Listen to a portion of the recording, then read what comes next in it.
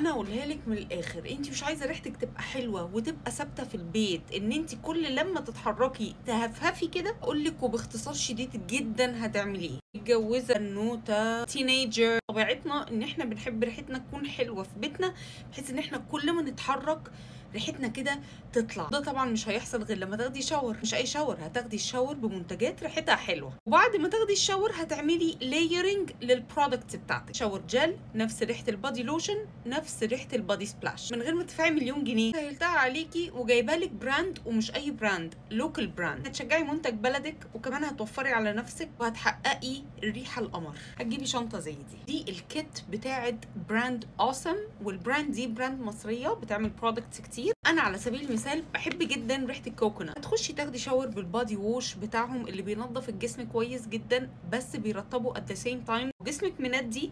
هتحطي من البادي لوشن اللي بالكوكونات بتاعهم، فانيلا كوكونات، ريحتها تحفه، ترطب لان هي فيها بانثينول وفيها شيا باتر، جوجوبا وجليسرين. ما تخافيش من التلزيق ومن القوام اللي بيلزق، عشان اللوشن اهو اختفى في ايدي.